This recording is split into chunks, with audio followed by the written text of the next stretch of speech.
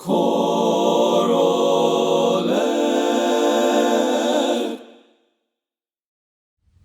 Welcome to another episode of ChoralEd. I'm your host, Micah Bland. Thanks so much for watching. Before we get to today's episode, I hope you would take a moment to hit that like and subscribe button and share your favorite episodes with a colleague. Today, as we continue our series on sight reading, I am delighted to welcome to the show Dr. Nathan Dame. Nathan currently serves as Director of Choirs at Wiley East High School, as well as ACDA's Repertoire and Resources Chair for the Senior High School Division. I hope you enjoy this presentation on Creative Approaches to Moveable Dose Sight Reading by Dr. Nathan Dame. Hello to you all. I'm just so honored to be a guest clinician here on this wonderful series of ChoralEd. Thank you so much to Micah for introducing me to it and for inviting me to be as a speaker for you. So Micah asked me to speak a little bit on the idea of movable dose sight reading in the choral rehearsal, but all I wanted to be able to do with this particular session is call it Yay Sight Reading Said No One Ever, because our students just don't really just love to just sight read, and we have to find creative ways to build that skill with them and be able to implement it into our literature, which then enhances the performance. So Creative Approaches to Movable Dose Sight Reading. I'm Nathan Dame. I am Director of Choirs at Wiley East High School outside of Dallas. I also serve as the ACDA National Chair for Senior High School. So if you want to email me at any time about any questions with this, nathan.dame@wileyisd.net. So I want us to think about the idea of sight reading by thinking about what musical goals do we have for our choirs, for our students? What's our process of teaching from start to finish? What does that look like? And does it differ perhaps by song? But how do we teach these? We can do these in multiple ways. We can do this in an idea of rote teaching. We can do this through a music analysis with students. So, what's the composer? What's the text meaning behind it? What particular rhythmic challenges are in here? What melodic challenges exist? What harmonic challenges exist? We could do this through things with rhythm counting. We could teach notes just through the piano and then they sing it back. We could use solfege, which I'm going to talk a little bit about today. We could do things like count singing. And is there anything else that we might be able to use? Perhaps a neutral syllable. And I think perhaps that this may change from song to song. If we're doing a spiritual or something from an African language that wasn't taught originally. Using the piano, we may teach it by rote. We may teach some difficult rhythms or difficult passages throughout teaching and then move over to solfege. And I think that's absolutely appropriate, even though I'm going to talk about the idea of movable do today. So the idea of sight reading, why do it, why not? Sight reading maybe is not required for contests for you. I only have 45 minutes a day. My students can barely sing in parts or in tune. So really, I want to sight read. But I have to ask, do your goals support sight reading? What about the national standards? How it engages students? It helps you to learn music faster, building independent musicians, and teaches score marking and holds them accountable while teaching the whole child. I have to share a little bit of my own pedagogy and my own approaches with a personal testimony. I was taught using the solfege system with movable do, then was moved to the numbers system in high school, and have been in a really strong state that really teaches a lot of music literacy. But when you think about it, when are learning how to read, you're learning it by rote at first. You're having it read to you. For singing, it's done by a rote opportunity as well when you're learning in elementary music. And then how do you learn to teach? Well, you watch, and you learn to teach by doing, but you observe people do it first. You think about it first. Yeah, I got standards to teach. I got these I have to follow, but in the end, I have to think about the survival of me as a young teacher, and how I can be most successful. There are downfalls to everything that you try, and you may try some things rote, you may try some things note and do solfege, and they may not work well for you. But I think the goal is finding the best balance. Listen to others, mentor with others, because as you develop these new strategies, you begin to think about a paradigm shift in how you teach. And then the results start to speak for themselves. The kids become more empowered, they become more self sufficient, but it is an investment time. So It's not going to happen overnight. It has to happen through repetition. It has to happen through consistency. So just some things to think about there. Okay. So when we think about making a practical sight reading sequence, again, like I said, it's continuous. In elementary school, we have ear training opportunities, rote teaching for pitch and rhythm, interval training, listening methodologies like Orphan Kodai, the idea of sound before sight. You move toward the beginning choirs. So this could either be ninth grade, sixth grade. Think about, what are you doing to read pitches? Are you just singing in the back? Are you using movable do solfege? Are you using fixed do? Are you using numbers? Are you using neutral syllable? The goal is, I think, you make a practical sight reading sequence. You have rhythm counting systems. Are you using an Eastman system, one and two and, Takadimi kinds of things? What is important, regardless of the idea if you choose, is, are you reviewing and teaching basic notation? How do you find do? How are you introducing the basic keys for sight reading? How are you developing the ear? And then how are you doing it on a daily basis through sight reading skills, through connecting sight reading literature, doing sight reading drills through intervals, making sight reading passages, connect to the choral repertoire through integration, and also talking about how that relates into the score marking. As you move into your intermediate choirs, these help to reinforce the skills that you've taught. You're finding do is a little bit easier. You're developing the ear further. You have more procedures that go through and work together forward. You're introing student leadership. You're teaching major keys, sight reading drills. There's your integration. You're reinforcing. And as you move toward the advanced skills, you're building things like developing stronger student leaders where they are leading your classes, leading small sectionals, law-based minor kinds of things. I believe law-based minor works really well for us in Texas because we have sight reading opportunities where we start in a major key, we modulate and shift down to a minor key that's the relative minor, and then we end back in the major key again. So law-based minor works well for us. Um, Sometimes there's fewer solfege, altered pitches and things like that. But just if you go do bass minor, that's cool, works for you. Um, so what this might look like with movable do is elementary beginning choirs. This would be my first week, third day, so 1-3. I would have them count this. So 1, 2, 3, 4, 1, 2, 3. And sometimes I'll put the 4 in parentheses right there. We'd figure out the starting solfege. I like to use the idea of last flat as fa, working their way down here. So fa, mi, re, do, and showing it on the screen, I think is super important. If you've got technology to be able to supplement that, or a touch screen of some sort, a smart board, it's really, really helpful. So we figure out what it is. I give them the starting solfege many times, and then they eventually start to figure it out. We'll then write the solfege together and talk about how the same notes on the staff are exactly the same. Notice I have it written out here for them. Then we will go ahead and chant in rhythm. So it'd be 1, 2, 3, and 4, and do, do, do, do. A couple things on the chant that I might encourage you to do.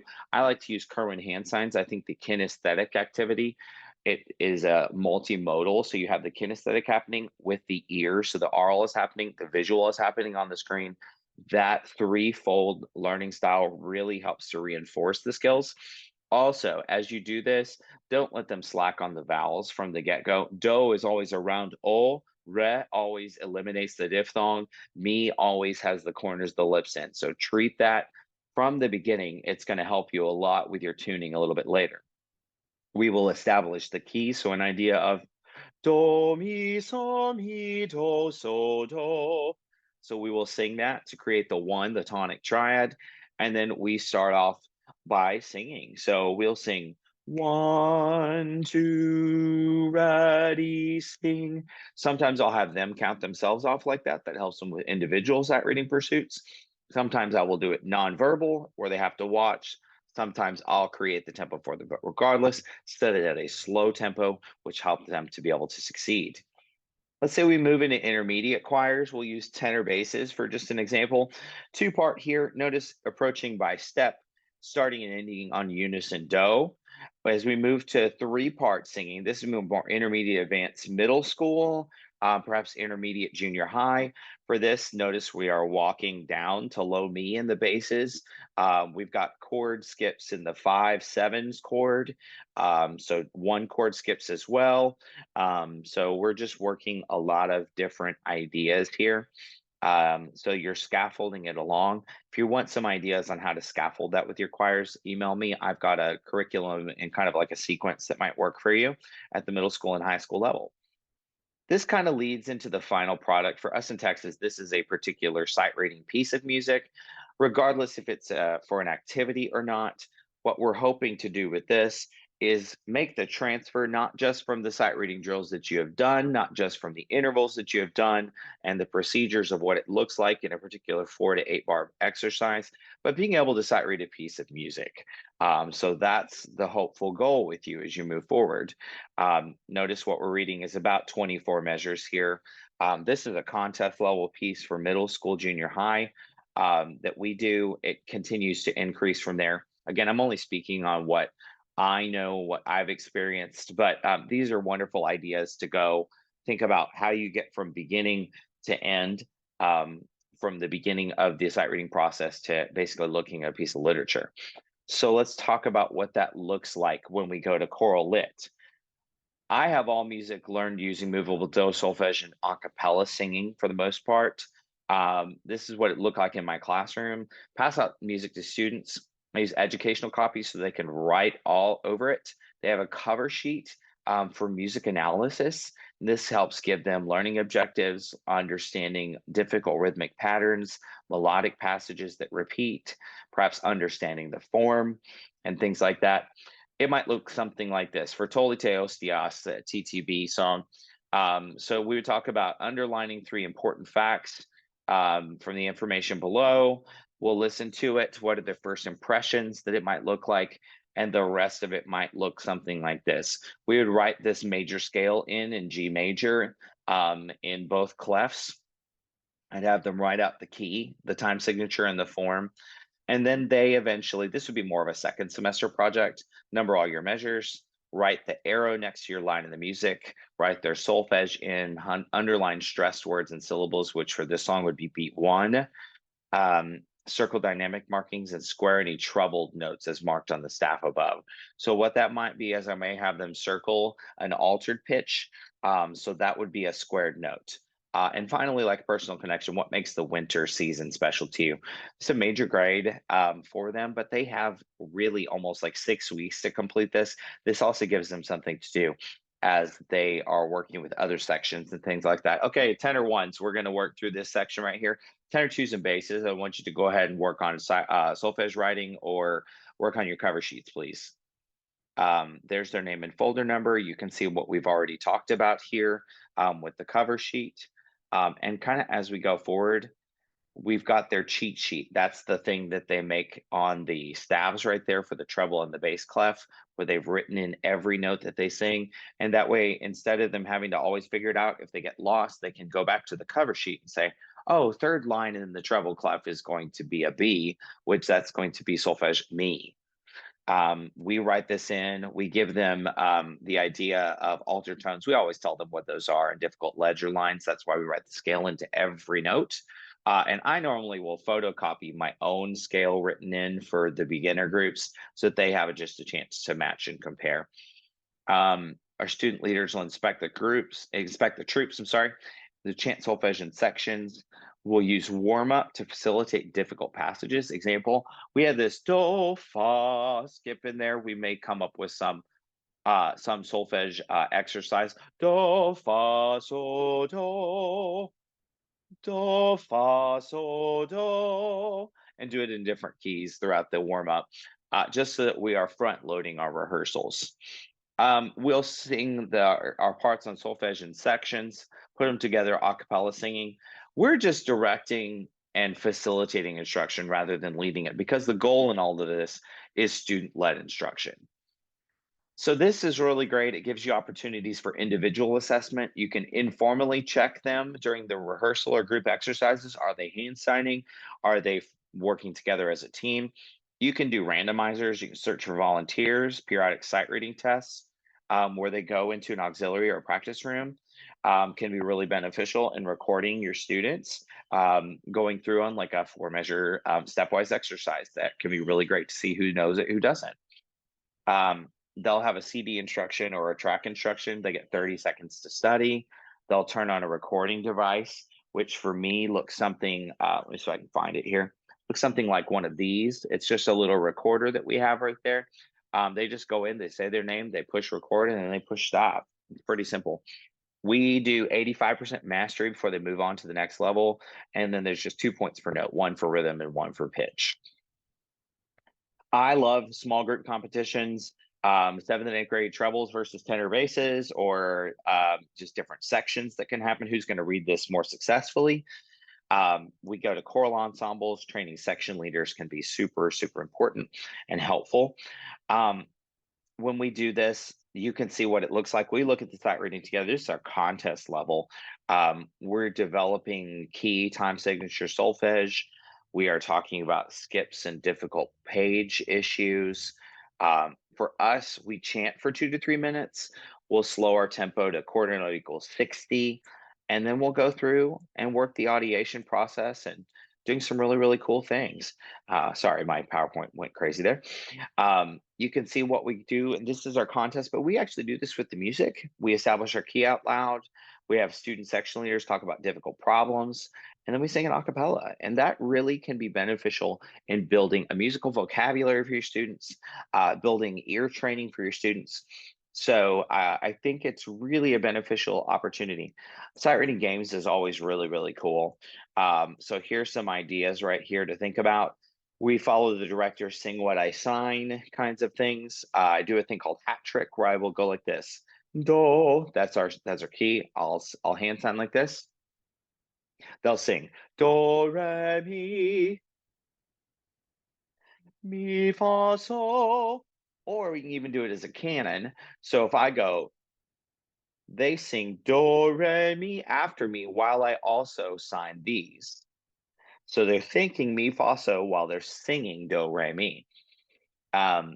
We'll do things like speed sight reading. How fast can you get through this section and hand sign it? I can give you 20 seconds. Follow the director is a really great opportunity to do some scale things. That's like follow the director up there, SWIS, STYS, sign to yourselves. Mind benders. So do, re, mi, re, do. See if they can do it by leaving out me. Do, re, do, re, do, re, fa, re, do. That can be really cool and fun for them. Sometimes we have a student who loves beatboxing, set a beat underneath while we're going.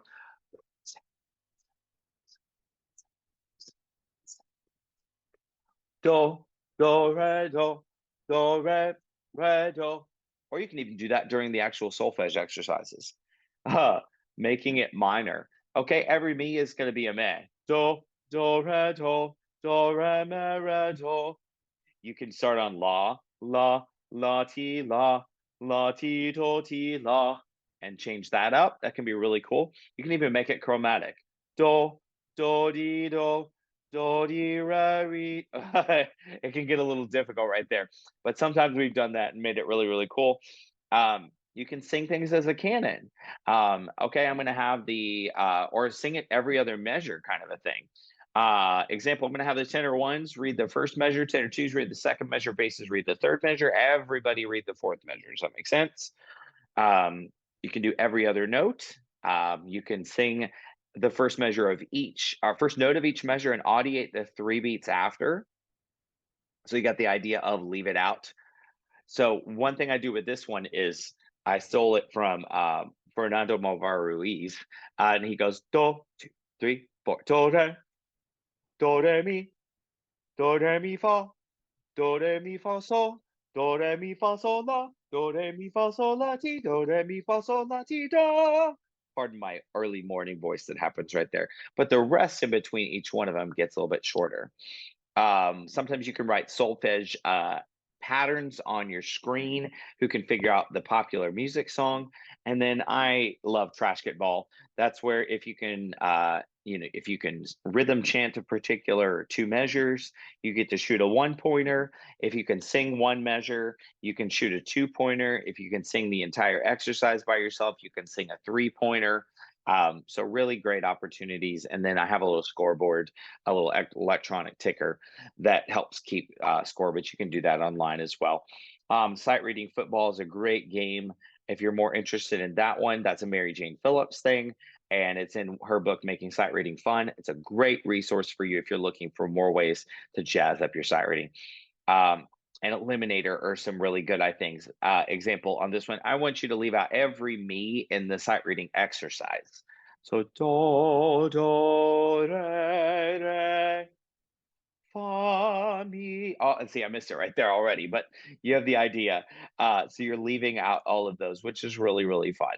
So again, if you have any questions, I hope this was, I know it was quick, but I wanted to give you some ideas about the theory kind of behind it, the why behind it, of the idea of movable do sight reading, and then some games to be able to jazz it up for you. But regardless, if you use movable do, fixed do, numbers, neutral syllable, I think what's really, really important is that you go with a system, you stick with it, and you make it consistent, because the more that you empower your singers, the better off they're going to be, and you're better off you're going to find your literature to be. Again, my email, nathan.dame@wileyisd.net. If you have any questions, please feel free to reach out to me. And thank you, Micah and ChoralEd, for hosting me for this session. Thanks so much, Nathan, for sharing this episode with us. I can attest from personal experience, having used some of these strategies and techniques in my own teaching, that they are very effective. And so to our viewers, I hope you would consider implementing these into your own classrooms as well. As always, thanks for watching, and I hope you continue to inspire the future leaders of our world through this wonderful gift we call music. Thanks.